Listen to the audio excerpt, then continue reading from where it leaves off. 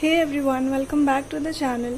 So in the last video we have done till study note 9.5 और आज करेंगे study note number 9.6 that is alternatives in strategic planning and contingency plans. So let's begin the video. अब देखो alternatives in strategic planning. कोई भी organisation या firm कोई planning करता है तो उसका एक ऑल्टरनेटिव प्लान भी बना के रखता है, ठीक है। और वो क्यों होता है? ताकि कोई अगर थ्रेट आ जाए जिसकी वजह से वो प्लान पॉसिबल ना हो तो जो अल्टरनेटिव प्लान वो बनाया है वो एग्जीक्यूट हो जाए, ठीक है। To minimise the impact of potential threats, organisation should develop contingency plans as part of their strategy evaluation process. Contingency plans can be defined as alternative plans that can be put into effect if certain key events do not occur as expected. ठीक है, जैसा plan बना है वैसा expected नहीं रहा, execute नहीं हो पाया, तो उस केस में हम लोग कॉन्टिजेंसी प्लान्स बनाते हैं कि अगर वो एग्जीक्यूट नहीं हुआ तो ये एग्जीक्यूट हो सकता है. So here is for example, देखो तुम्हारा भी कोई कॉन्टिजेंसी प्लान्स हो गई कि अगर CMA नहीं हुआ तो उसके बाद फिर क्या करेंगे, ठीक है। तो एक बैकअप प्लान रहता है, ठीक है, सबका. तो देखो फॉर्म्स में क्या रहता है, some contingency plans commonly established by firms include the following. Firms या ऑर्गेनाइजेशन भी कॉन्टिजेंसी प्लान्स बना के रखता है, ठीक है. तो पहला क्या है, if a major competitor withdraws from particular market as intelligence reports indicate, what action should a firm take? अगर कोई बहुत हाईली कॉम्पिटिटर है, ठीक है, वो अगर मार्केट से ही विड्रॉ कर लिया खुद को, तो उस केस में बिजनेस क्या डिसीजन लेगा, कैसे एक्ट करेगा, कैसे रिएक्ट करेगा, ठीक है. Now, if our sale objectives are not reached, what actions should a firm take? अगर सेल जितना टारगेट था वो नहीं बिक पाया उतना, तो फिर उस केस में कैसा रिएक्ट करेगा फर्म, ठीक है. थर्ड क्या है, if demand for our new product exceeds plan, what actions should a firm take to put in order to meet the higher demand?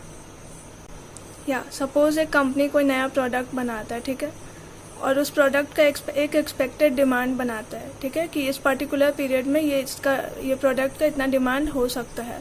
अब सपोज वो प्रोडक्ट मार्केट में बहुत सबको पसंद आने लगा, ठीक है, सब उसका डिमांड बढ़ गया, तो सप्लाई तो उतना किया नहीं है, तो उस केस में कैसे रिएक्ट करेगा फर्म, ये होता है उसका कॉन्टिजेंसी प्लान. नंबर 4 क्या है, इफ़ सर्टेन डिजास्टर अकर, ठीक है, फ्लड आ गया, फायर लग गया, ठीक है, like loss of computer capabilities, loss of patent protection. Patent क्या होता है, कॉपीराइट, ये सब तो पढ़े ही होंगे. देखो कोई भी टेक्नोलॉजी आता है ना, तो उसका यूज़ करने के लिए, सपोज कोई टेक्नोलॉजी है लाया नया, उसको यूज़ करने के लिए जो राइट देता है उसको बोलते हैं पेटेंट राइट, ठीक है. तो तब क्या होगा जब कोई डिज़ास्टर आ गया, जैसे patent loss, computer capabilities loss, what action should a firm take? उस केस में फर्म क्या डिसीजंस लेगा. नंबर 5 क्या है, if a new technological advancement makes new product obsolete sooner than expected, what action should a firm take? For example, अभी नया product हम बनाए ही हैं, ठीक है, फिर अचानक से 4G आ गया. फॉर एग्जाम्पल देखो, हम मोबाइल बनाए 4G का, ठीक है, एकदम नया रिसेंट मोबाइल है. उसके बाद अचानक से टेक्नोलॉजिकल एडवांसमेंट क्या हो गया, अचानक से 5G आ गया. मेरा 4G मोबाइल बनाए 10 दिन नहीं हुआ कि 5G आ गया. अब 4G मोबाइल कोई क्यों लेगा भला, ठीक है. तो अगर ऐसा कोई केस होता है तो उस केस में फर्म का क्या डिसीजन रहेगा, ठीक है. ये था कुछ एग्जांपल्स जो फर्म्स बनाता है अपना कॉन्टिजेंसी प्लान्स. अब देखो स्टेप क्या है कॉन्टिजेंसी प्लान बनाने का. स्टेप 1 क्या है, सबसे पहले identify the beneficial and unfavourable events that could possibly derail the strategy और स्ट्रैटेजीज. सबसे पहले आइडेंटिफाई करो कि क्या एक अनफेवरेबल इवेंट हो सकता है इस पर्टिकुलर प्लान का, ठीक है. उसके बाद उसी के अकॉर्डिंग एक्ट करो. फिर सेकेंड स्टेप क्या है, specify the trigger points, calculate about when contingent events are likely to occur. फिर कैलकुलेट करना तो बहुत ज़रूरी, ठीक है, कि आखिर ये जो इवेंट आएगा वो कब तक आ सकता है, क्या इसका पॉसिबिलिटीज़ है आने का, ठीक है। फिर स्टेप 3 क्या है, assess the impact of each contingent event, eliminate potential benefit और harm of each contingent event. कोई भी कॉन्टिजेंट इवेंट का क्या इम्पैक्ट पड़ेगा ऑर्गेनाइजेशन या फर्म में, वो एसेस करेंगे हम लोग स्टेप नंबर 3 में, ठीक है। फिर उसके बाद क्या करेंगे, स्टेप 4 में डेवलप कॉन्टिजेंसी प्लान्स, उसको डेवलप करेंगे, ठीक है। जो भी ऑल्टरनेटिव्स आए उसमें से जो बेस्ट आएगा उसको सेलेक्ट करके वो डेवलप करेंगे। And then be sure that contingency plans are compatible with current strategy and are of course economically feasible, ठीक है। फिर देखना है कि वो कहीं खर्चा ज़्यादा ना हो जाए उस प्लान में, ठीक है, और कंपैटिबल हो करंट स्ट्रैटेजी से, ठीक है। ऐसा नहीं कि करंट स्ट्रैटेजी किसी और डायरेक्शन में और वो किसी और डायरेक्शन में आ जाए, ठीक है। तो कंपैटिबल होना चाहिए और इकोनॉमिकली फिजिबल होना चाहिए। उसके बाद नेक्स्ट क्या आता है, step number 5, assess the counter impact of each contingency plan. फिर जो भी हम लोग कॉन्टिजेंसी प्लान बनाए उसको एसेस करेंगे, ठीक है, एस्टिमेट करेंगे how much contingency plan will capitalise on और cancel out its associated events, ठीक है, पूरा उसको एस्टिमेशन करेंगे हम लोग। उसके बाद क्या करेंगे, step number 6, determine early warning signals for key contingency events, monitor the early warning signals. इसका मतलब क्या है, जैसे अभी जो एग्जांपल दिया, ठीक है, 4G मोबाइल लाइन है, 10 दिन के अंदर 5G आ गया, फिर 4G मोबाइल कोई क्यों लेगा, ठीक है। तो उस केस में क्या करना है, 4G मोबाइल बनाने से पहले टेक्नोलॉजी का थोड़ा ज्ञान ले लेना चाहिए कि कहीं ऐसा तो नहीं कि मे बी फ्यूचर में या ज़्यादा दिन तक ये मोबाइल ना बिके, मे बी 5G या इससे बेटर टेक्नोलॉजी आ जाए, ठीक है। तो वो होता है अर्ली वार्निंग सिग्नल, ठीक है। फिर नेक्स्ट स्टेप क्या है, for contingent event with reliable early warning signal develop advance action plans to take advantage of the available lead time. फिर हम लोग को सपोज अर्ली वार्निंग सिग्नल मिल गया, ठीक है, कि 5G आने वाला है, 5G आने वाला है, तो हम लोग 4G मोबाइल का प्रोडक्शन क्यों कर रहे हैं। तो उस केस में हम लोग क्या करेंगे, तुरंत एक्शन प्लान लेंगे। क्या क्या एक्शन प्लान, जो कि टेक्नोलॉजी आ रहा है उसमें कुछ एडवांटेज लेने का, ठीक है।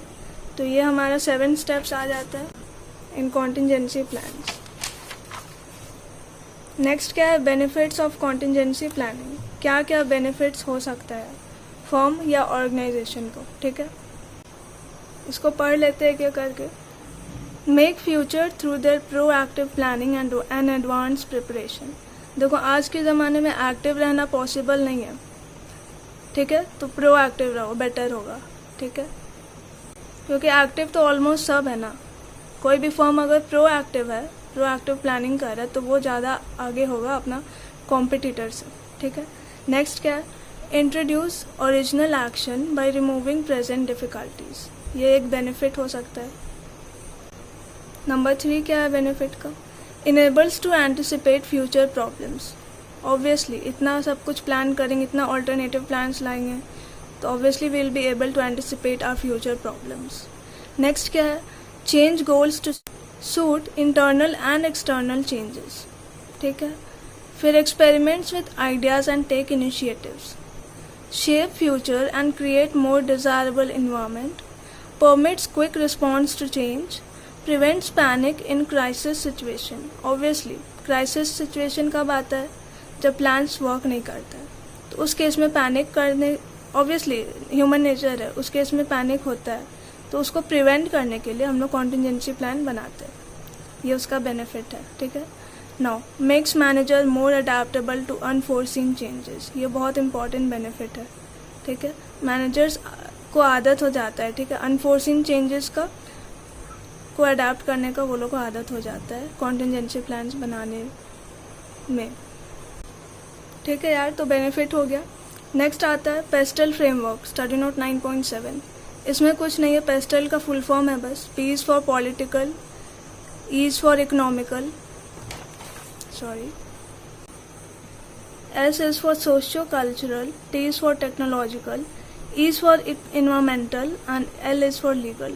ये सब क्या है, ये सब मैक्रो इन्वायरमेंटल इन्फ्लुएंस है, ठीक है, पेस्टल फ्रेमवर्क। अब पॉलिटिकल में आ जाएगा तो उसको डिफाइन कर देना, इकोनॉमिक में उसको इकोनॉमिकली डिफाइन कर देना, सोशियो कल्चरल में उसको सोशली डिफाइन कर देना, टेक्नोलॉजी में, ये सब बचपन से सीख चुके हैं, ठीक है।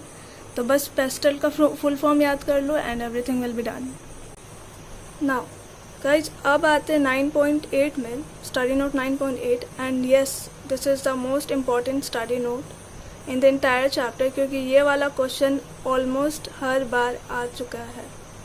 रिलेटेड आता है, डायरेक्ट नहीं आता, या तो रिलेटेड आता है या डायरेक्ट आता है। क्या है ये? Porter's 5 forces framework. ये पांचों पॉइंट याद कर लो, ठीक है। एंड व्हेन आई से याद कर लो, it means to understand the concept, not just to mark up, ठीक है।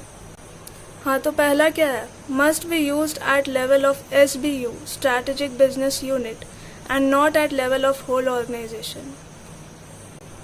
देखो, ये पोर्टर्स 5 फोर्सेस फ्रेमवर्क, ये फ्रेमवर्क हम लोग को क्या हेल्प करता है? ये हेल्प करता है आइडेंटिफाई करने के लिए कॉम्पिटिटर्स, ठीक है। किसी भी इंडस्ट्री या किसी भी सेक्टर में हमारा कॉम्पिटिटर कितना है, वो हम लोग को ये आइडेंटिफाई करने में हेल्प करता है, ठीक है। तो पहला क्या है? ये फ्रेमवर्क बस SBU में होना चाहिए, पूरा ऑर्गेनाइजेशन का नहीं होना चाहिए। SBU नेक्स्ट पढ़ेंगे बाद में, स्ट्रैटेजिक बिजनेस यूनिट डिटेल में बाद में पढ़ लेंगे, ठीक है। सेकेंड क्या है? Must not be used just to give a snapshot in time. इसका मतलब क्या है कि बस ये फ्रेमवर्क को डिस्क्राइब करने से काम नहीं चलेगा, ठीक है। इसका कैसे यूज़ करना है, कैसे इम्प्लीमेंट करना है, उसका भी बात होना चाहिए। Now these forces will also be subject to discontinuities caused by changes in the macro environment। मतलब ये फ्रेमवर्क बस तब काम नहीं आएगा जब चेंजेस हो रहा है इन्वायरमेंट में, ठीक है। इन्वायरमेंट बोले तो बिजनेस इन्वायरमेंट, ये हमेशा काम आ सकता है। नेक्स्ट क्या है? These 5 forces are independent of each other। कोई भी फोर्स एक दूसरे पर डिपेंडेंट नहीं है, ठीक है, सब इंडिपेंडेंट है। फिफ्थ क्या है? Competitive behavior may be concerned with disrupting these forces। Competitive behavior को ये disrupt करने में help करता है, ठीक है। Now the threat to entry as follow। इस framework में enter करने का जो threat है वो सब ये सब है, ठीक है। Now the first is economies of scale, brand loyalty, absolute cost advantages, customer switching cost, government regulation, and I hope you all are so much talented that you can obviously define these in your own words। और नहीं होता तो book देख लो, कोई keywords याद कर लो, but रटने से कोई फ़ायदा नहीं। Try to define everything in your own words, ठीक है। नाउ अब आता है स्टडी नोट 9.9। इसमें क्या है? Structural drivers of change are forces likely to affect structure of an industry, sector or market।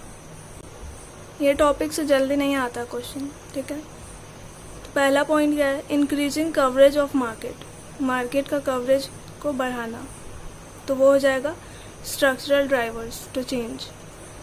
Now cost advantage of global operation, ठीक है। Activities and policies of government, global competition act, ये सारा जो point है, these acts as driver to globalisation, ठीक है। Last आज का वीडियो में है study note 9.10, that is diversification strategy. अब डाइवर्सिफिकेशन क्या होता है? प्रीवियस वीडियो में बता चुके हैं, न्यू मार्केट न्यू प्रोडक्ट, ठीक है। कोई भी फर्म अगर न्यू मार्केट में एंटर कर रहा है विथ न्यू प्रोडक्ट तो उसको बोलते हैं डाइवर्सिफिकेशन। अब डाइवर्सिफिकेशन का स्ट्रैटेजी क्या है? देखो, diversification strategy is a process of entering new industry distinct from a companies core और ओरिजिनल इंडस्ट्री। कोई ऐसा इंडस्ट्री में एंटर कर रहा है कोई भी कंपनी जो उसका ओरिजिनल इंडस्ट्री से बिल्कुल अलग है, ठीक है, न्यू मार्केट है। To make new kinds of products that can be sold profitably to consumers और customers in these new industry. किस लिए एंटर कर रहा है? कोई नया प्रोडक्ट बेचने के लिए, ताकि प्रॉफिट ज़्यादा हो, ठीक है। तो डाइवर्सिफिकेशन मेनली क्या, यहाँ 2 पॉइंट है, नया मार्केट में आएगा विथ नया प्रोडक्ट, ठीक है।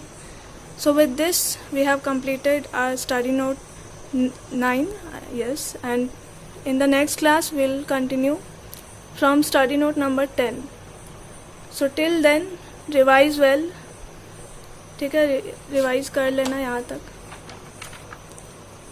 सो till then study well and be discipline. And thank you so much for watching. मिलते हैं नेक्स्ट क्लास में.